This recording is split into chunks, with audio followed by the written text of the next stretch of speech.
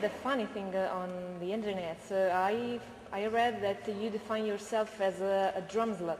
So what did you mean? I gotta watch my mouth. Jeez. She found the drum slut thing. Jeez. I say that because for many years, you know, there's certain bands that are lucky. They work very hard, you know, but there's certain bands that they start as a band and they practice and they get to a certain level and they get a record deal and now they're on tour. World Famous Tour, or the record takes off.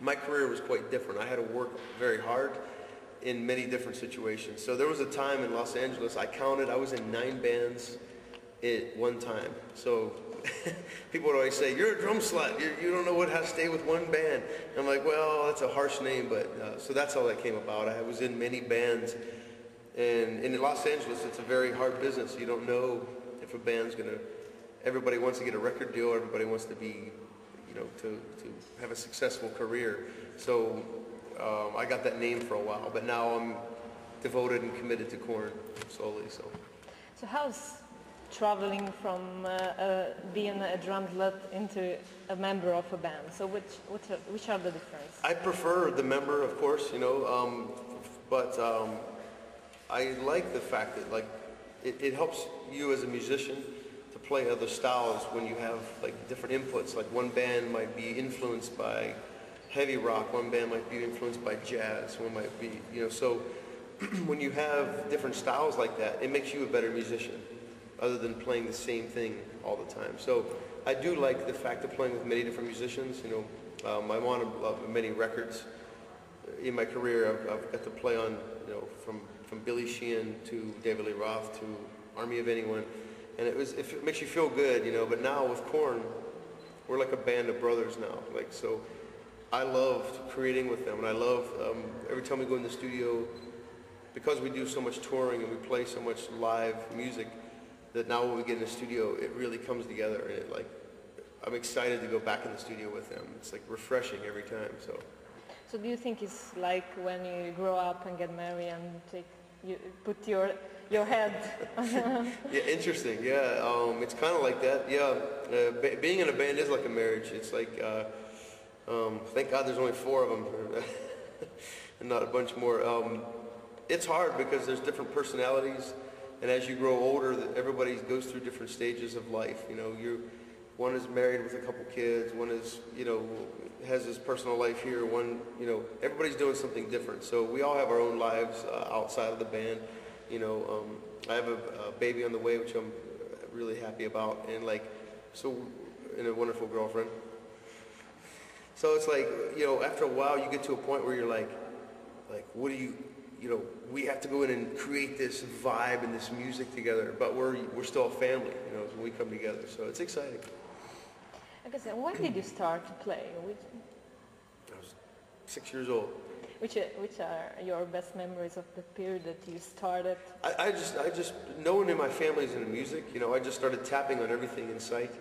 And then my parents finally, I grew up on a really big farm in Pittsburgh, Pennsylvania, on the East Coast in the States. And there was no neighbors. I had no one beside me. So when they bought me my first drum set, I just made as much noise as I could, and no one complained. So it was interesting. I just play along with records like Kiss, Ozzy Osbourne, Rush, AC/DC, any record I could find or steal from my sister, I would put on and just play. You know. So you're going to play with Ozzy Osbourne? Yeah, we are right now. We're on Ozfest, which is great. Yeah. So, and what about your teaching experience? I taught, education's in my family, so it's great because my mom's a principal, my aunt's a teacher, my uncle's a principal.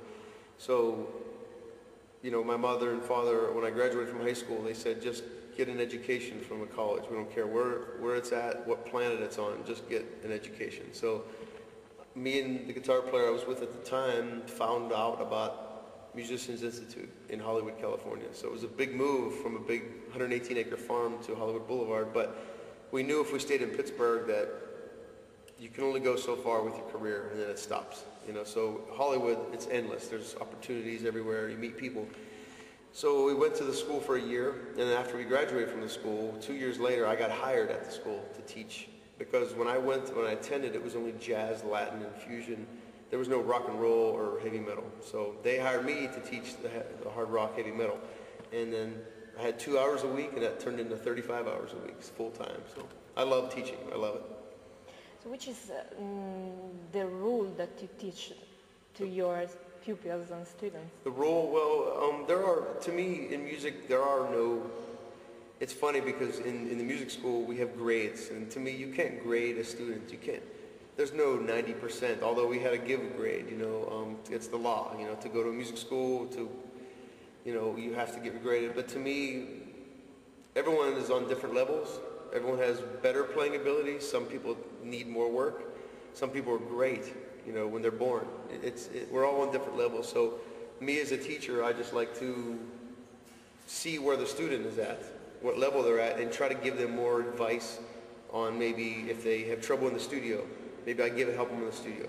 Maybe they have bad hand technique, so I give them better hand technique. I try to pick out whatever their weakness is and make it better, And I'm still learning, I learn off the students. I mean, I'm a teacher, but I'm still a student, So you can learn something from your students too? All the time.